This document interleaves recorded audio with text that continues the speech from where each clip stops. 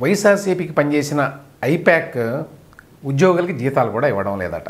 ఇప్పుడు ఓటమి తర్వాత ఇంకా పరిస్థితి ఏమిటి, ఇంకా దారుణంగా ఉంటుందని వాళ్ళంతా ఆందోళన పడుతున్నారట. ఐపాక్ అంటే ఇండియన్ పొలిటికల్ యాక్షన్ కమిటీ.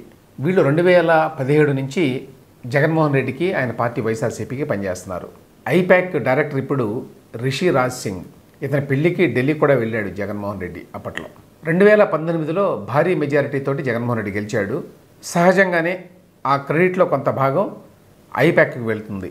ఆ కారణం చేత ఐపాక్ని రిటైన్ చేసుకున్నాడు జగన్మోహన్ రెడ్డి అధికారంలోకి వచ్చిన తర్వాత కూడా.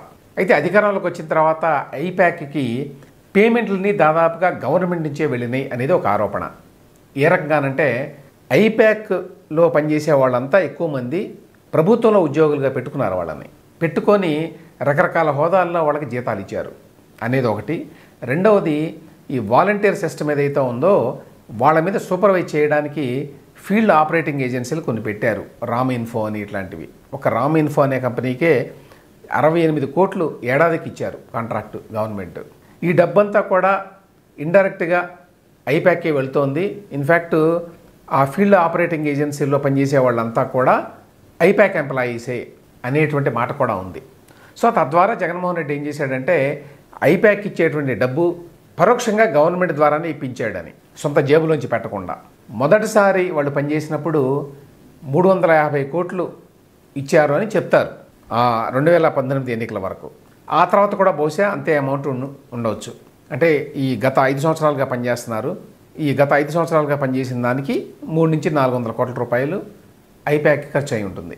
సో ఈ డబ్బునంతా కూడా గవర్నమెంట్ ద్వారా ఇప్పించినా కూడా మరి ఐపాక్ మాత్రం వాళ్ళ ఎంప్లాయీస్కి గత కొద్ది కాలంగా జీతాలు ఇవ్వడం లేదు అనేది ఆరోపణ సోషల్ మీడియాలో కూడా వచ్చింది.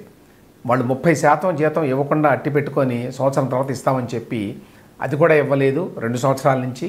ఇప్పుడు పరిస్థితి ఇంకా అగమ్య గోచరంగా ఉంది ఐపాక్ పరిస్థితి. అసలు ఐపాక్ని జగన్మోహన్ రెడ్డి కంటిన్యూ చేస్తున్నాడా లేదో కూడా తెలియదు. ఎందుకంటే ఐపాక్ మీద వైఎస్ఆర్సీపీ నాయకులు ఆల్రెడీ మాట్లాడారు. కొంతమంది నాయకులు ఆల్రెడీ ప్రకటనలు చేశారు, ఐపాక్ని నమ్ముకొని జగన్మోహన్ రెడ్డి ఈ విధంగా పార్టీని ఓడించేట్టుగా చేశాడు అని. అట్లాగే కేడర్ కూడా చాలామంది ఐపాక్ని విమర్శిస్తున్నారు, ఐపాక్ నిర్వహణని. ఐపాక్ని నమ్ముకొని జగన్మోహన్ రెడ్డి నాయకులు కానీ కేడర్ను కానీ కార్యకర్తలు కానీ పట్టించుకోలేదు అని. సో కంటిన్యూ అవుతుందా ఐపాక్ తోటి అగ్రిమెంట్ అనేది తెలియదు. ప్రస్తుతం అయితే ఎంప్లాయీస్కి జీతాలు కూడా సక్రమంగా చెల్లించడం లేదు ఐపాక్ అనేది ఆరోపణ.